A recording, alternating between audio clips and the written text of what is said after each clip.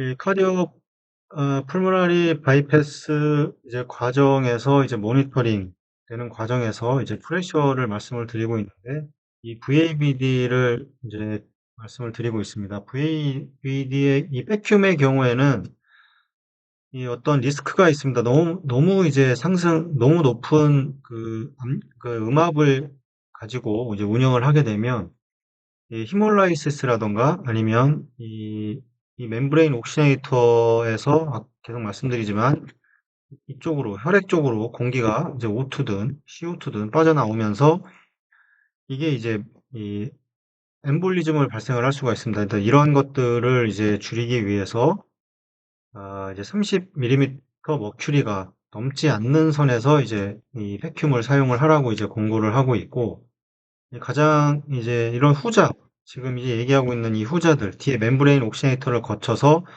이게 이 자체적으로 공기가 이 혈액 쪽으로 들어가서 이게 환자한테 유입이 되는 이런 것들은 이 가장 좀 심각한 이 피해를 줄 수가 있습니다. 이게 잠재적으로 이런 심각한 피해를 줄 수가 있기 때문에 이 부분에 대한 이 캐서스, 이 아트리알 마이크로 엠볼라이가 아니면 또 매시브한 아트리알 엠볼라이제이션이 이제 발생을 해서 이제 결국에 이게 머리로 가든가 아니면 어떤 다른 장기로 가게 되면 심각한 이제 문제를 이제 발생을 할 수가 있습니다.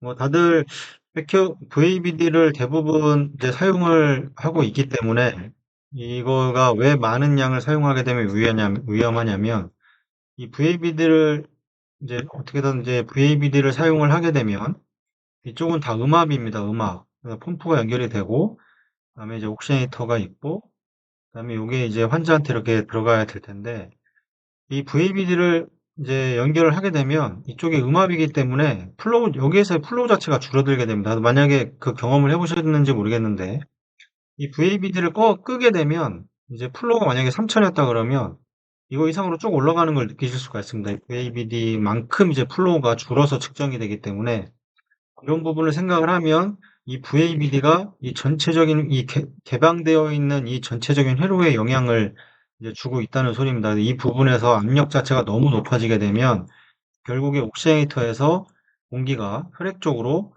이렇게 유입이 될 수 있는, 그래서 이게 환자한테 다이렉트로 넘어갈 수 있는 이런 문제가 발생을 하기 때문에 지금 이런 이야기를 하게 되는 겁니다. 그래서 마찬가지고 또 있습니다. 뭐 이거는 뭐 실제 이제 펌프지만 에크모의 경우에도 이 RA에서 직접 카테터가 들어가고 그다음에 바로 이제 이 센트리푸갈 펌프를 통해서 이제 옥시네이터를 지나서 이제 환자한테 가게 되는데 이 혈류가 RA로 다시 리턴이 잘 되지 않는 상황.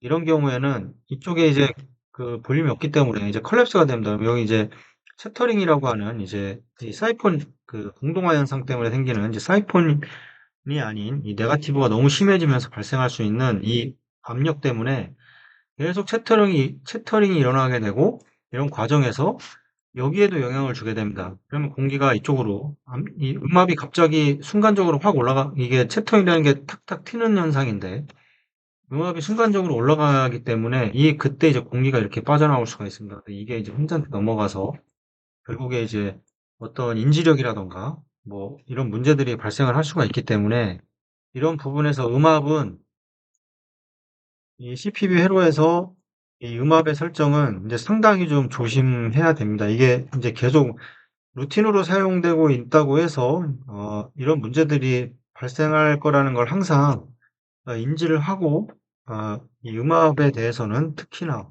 이 양압도 물론 너무 과도한 양압도 이제 문제가 되지만 특히나 음압은 이제 공기의 회로의 유입이 이제 문제가 됩니다. 그래서 계속 말씀드리지만 이 혈액 안에 공기의 산소의 이동과 그다음에 CO2의 이제 CO2의 이제 이동도 마찬가지지만 이거는 이제 변환이 돼서 보통 적혈구 내에서 공기가 대부분 이동을 하게 됩니다. 결합이 돼서. 근데 플라즈마에서 이 공기가 이동하는 거는 5% 정도밖에 안 됩니다. 그래서 이게 O2든 이제 CO2든 이게 플라즈마에서는 5% 정도밖에 이동을 안 하고 대부분 적혈구 내에서 이동을 하기 때문에 왜 5%밖에 100%의 이제 공기가 있다고 했을 때 95%는 이제 적혈구 내에서 이 결합에 의해서 적혈구에 들어가서 이동을 하게 되고, 나머지 5%는 이렇게 혈관이라고 했을 때 이제 플라즈마 내에 녹아서 이제 가는 게 5%밖에 안 됩니다. 그래서 이거 이제 이 이동을 하는 이유는 말씀드리지만 이 플라즈마는 주성분이 물입니다, 물. 이 물은 극성이 있는데 이 O2라든가 CO2 이런 것들은 극성이 없습니다. 그래서 잘 녹지가 않습니다. 그래서 5% 정도만 녹아서 가게 되는 거고, 이 나머지는 이제 95 적혈구대에서 어떤 그 결합을 해서 이제 이게 폐까지 가고 이제 조직까지 이제 움직이게 되는 거기 때문에, 공기가 만약에 들어가게 되면 잘 녹지가 않기 때문에 이건 다 이 엠볼러스로 작용을 하게 됩니다. 이제 이 마이크로 엠볼라이라든가 이제 혈관을 막는 이제 문제가 발생을 하기 때문에 이런 부분에도 항상 이제 음압이라고 하는 거는 좀 그 항상 그 조심해서 그좀 다뤄야 할 것 같습니다. 그래서 계속 말씀드렸던 옥시네이트 클램프라던가 할 때 절대 VABD는 펌프가 운영이 되기 전에는 이거를 이제 온을 시키면은 이제 안 된다. 이걸 주의할 점이 가장 이제 크게 이제 생각을 해봐야 될 문제고, 뭐 네거티브 프레셔도 마찬가지입니다. 여기 또 뭐 어떤 이 캐비테이션 공동화 현상이라던가 히몰라이시스가 이 히몰라이시스의 경우에는 이 양압보다는 음압에 더 취약합니다. 이게 적혈구 같은 경우가 이 멤브레인이 파괴되는 게 양압에 어느 정도 건드리는데 이 음압에는 이게 파괴가 돼버리면 기능을 하지 못하기 때문에 이런 히몰라이시스라든가 이제 이런 것들을 방지하기 위해서 이 80mm 머큐리가 넘어가지 않는 음압이 이 카이네틱 비너스 드레인지에서 넘지 않도록 이제 유지를 해줘야 된다고 이제 이렇게 얘기를 하고 있고, 80mm 넘지 않도록 조절을 해줘야 됩니다. 그냥 리저버에서 음압을 측정할 수 있으면 이제 요즘 나온 펌프라던가 이런 것들은 다 비너스 리저버 음압을 다 측정할 수 있게 나오는 펌프들이 요즘 다 대부분 나오고 있습니다. 지금 뭐 우리나라에서는 실질적으로 장비 내에 뭐 측정할 수 있는 건 없지만 뭐 실제는 뭐 만들어서 측정을 할 수는 있겠지만 그게 상당히 좀 번거롭고 비너스에 대한 음압은 잘 측정을 하지 않습니다. 그래서 물론 당연히 아트리얼 라인의 그 압력은 측정을 해야 되겠지만 안 하기 때문에 VABD라던가 뭐 카이네틱 뭐 패킹 어시스트를 할 때는 이제 어떤 압력의 허용치를 잘 넘어가지 않도록 해야 됩니다. 그래서 음압을 높게 사용한다고 하는 거는 결국에 비너스 드레니지를 더 많이 받기 위해서 음압을 VABD를 하게 되는 건데, 이게 높아진다고 하는 거는 원인이 뭐 일단 드레인이 안 되니까 보통 음압을 사용을 할 겁니다. 근데 드레인이 안 된다고 하는 거는 결국에 이제 이 아래에 들어가 있는 건 캐뉼라입니다. 캐뉼라. 이 캐뉼라의 사이즈가 적정하지 않거나 아니면 포지션이 적정하지 않은 겁니다. 캐뉼라 사이즈는 큰데 포지션이 적정하지 않은데 VABD를 사용하는 건 아무런 의미가 없습니다. 그래서 캐뉼라 사이즈는 작지만 아래에 들어가 있는 캐뉼라의 사이즈는 작지만 어떠한 뭐 작게 쓸 수밖에 없는 상황이 있을 겁니다. 이때 포지션이 맞으면 VABD를 사용해주면 상당히 효과적인데 이 사이즈는 크지만 포지션이 안 좋다고 하면 음압을 많이 해도 잘 드레인이 되지 않습니다. 그래서 이런 부분이 이제 생각을 해봐야 되는데, 캐놀라는 비너스 캐놀라가 아트릴라인의 캐놀라보다 훨씬 큰 이유는 여기서도 설명을 드리면 아트리얼 캐놀라는 점점 혈관이 커졌다가 작아집니다. 결국 에오르타에 들어가 있는 이쪽 부분이 가장 작게 되고, 비너스의 경우에는 아래에 들어가 있는 캐놀라가 그 입구가 가장 크고 점점 더 커집니다. 그래서 여기가 가장 작기 때문에 이 부분의 사이즈를 큰 거를 선택을 해줘야 됩니다. 이 부분 자체가 작은 거를 선택을 해버리면 아무리 음압을 많이 사용하더라도 드레인 자체가 안 됩니다. 여기 나오면서 너무 과도한 음압으로 인해서 히몰라이시스라든가 그 이런 이제 혈액에 손상이 발생할 수 있는 부분이 생기기 때문에 비너스 캐놀라가 아트리얼 라인보다 큰 이유가 그래서 그렇습니다. 그래서 이건 뭐 나중에 또 설명을 또 드리긴 하겠지만, 캐놀라의 이 사이즈의 적정성이 가장 중요합니다. 이 적정성이 없는데, 적정하게 사용되지 않았는데, 이 VABD를 아무리 많이 80mm 이상 사용한다 하더라도 문제는 이제 혈액 손상만 발생을 하게 되고, 정작 드레인 자체는 잘 되지도 않고, 결국에 히몰라이시스가 발생을 했으니 외국의 조직에 이제 산소 공급도 자체가 되지 않는 이 악순환입니다, 악순환.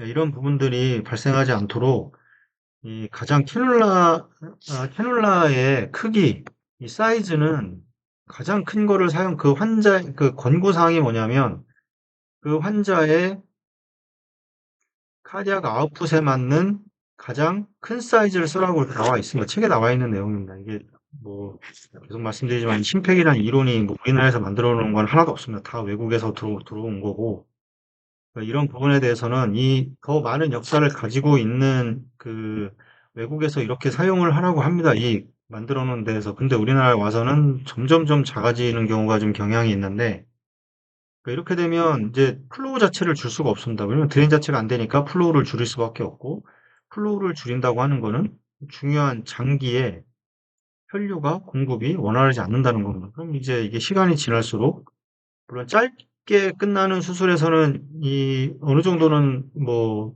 그 버틸 수 있겠다고 하지만 뭐 2시간, 3시간 뭐 그 이상 넘어가는 예를 들어 펌프 운영에서는 이 환자의 상태가 좋아질 리가 없습니다. 그래서 이런 부분은 이제 캐놀라의 선택이 이 펌프 CPB 과정에서는 이 가장 중요한 하나의 그 선택이라고 생각을 합니다. 이 부분에 대해서는 꼭 그 인지를 하셔서 물론 서전의 초이스가 있는 걸 알고 있습니다. 서전이 뭐 자꾸 작은 거 달라고 하고 뭐 계속 얘기하지만 EOP 요즘 많이들 사용하시는데 18프렌치와 24프렌치가 있습니다. 성인들 쓰는 게.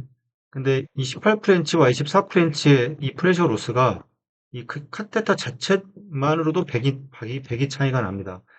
예를 들어 일반적으로 200이라는 프레셔가 걸려야지 정상이라고 하면 여기 이제 24는 200이라고 하면 18프렌치는 그냥 300입니다. 무조건 300mm 머큐리로 시작을 하는 겁니다. 압력이. 그렇게 되면 이제 플로우를 더 많이 주면 더 올라가게 될 거고 혈액 손상은 또 이 양압에 의해서 혈액 손상이 발생을 하게 되고 이제 비너스의 캐놀라를 작게 쓰게 되면 또 음압에 의해서 이제 혈액 손상이 발생을 하게 되고 이제 결국에는 인공장치의 이제 캐놀라로 인해서 이제 이런 어떤 혈액 손상이 더 그 가속화되기 때문에 이 캐놀라는 그 사이즈 그 환자에 맞는 가장 큰 캐놀라를 사용을 하는 것을 이제 권장을 드립니다. 이건 제가 권장하는 게 아니고 가이드라인에 그렇게 나와 있습니다. 그래서 이 캐놀라에 대해서는 만약 작게 쓰고 계신다고 하면 이런 문제는 꼭 한번 깊게 고민을 해 보셔야 될 거라고 생각을 합니다. 그다음에 서킷 프레셔의 모니터링에서 이제 안테그레이드 이제 세레브럴 퍼퓨전의 경우에는 이제 뭐 서브 레귤레이션이 이제 될 수가 있습니다. 펌프에서 압력이 높게 되면 이거 다 할 수가 있는 거고 150mm 머큐리가 이제 안테그레이드로 들어가는 건 이 정도로 되고 만약에 80mm 머큐리 같은 경우는 이제 리트로그레이드로 이제 옥시메트릭 세레브랄 이제 퍼퓨전이 된다고 그러면 절대 이걸 넘어서면 안 됩니다. 이게 적정이 아니라 이걸 넘어서면 안 된다는 얘기입니다. 이게 초과해서는 안 됩니다. 그래서 왜냐면 이 안에서 이 세레브랄에 이제 아시겠지만 이 오토 레귤레이션이 됩니다. 이게 머리 쪽에서는 압력이 아무리 높거나 아무리 낮아도 이 범위 내에서는 오토 레귤레이션이 되기 때문에 이 부분에 대해서 이 레귤레이션 되는 이상의 그 허용 압력이 넘어가지 않도록 해서 이 세레브랄도 이제 프로텍션을 해야 되는 이제 이런 과정에 있습니다. 그래서 이 부분에 대해서도 꼭 그 어떤 안전한 세이프티 마진이 있습니다. 그걸 넘어서지 않도록 그 이하에서 운영을 하면서 관리가 잘 될 수 있도록 만들어주는 것이 이제 이 퍼퓨저니스트의 역할이고, 물론 이제 캐놀레이션 저희가 하지 않지만, 이제 캐놀레이션이 돼서 그 처음에 이제 시작할 때부터 지금 안전 범위 내에 다 들어와 있는지를 꼭 확인을 하고, 만약에 이게 안전 범위에 들어와 있지 않다고 하면, 어, 바로 펌프를 멈추고서 보고를 하든 바로 보고를 해야 됩니다. 그래서 이게 환자의 혈관이라던가 아니면 머리 이쪽에서 문제가 생기지 않도록 이런 부분에 대해서는 좀 많이 생각을 하셔야 될 거라고 생각을 합니다.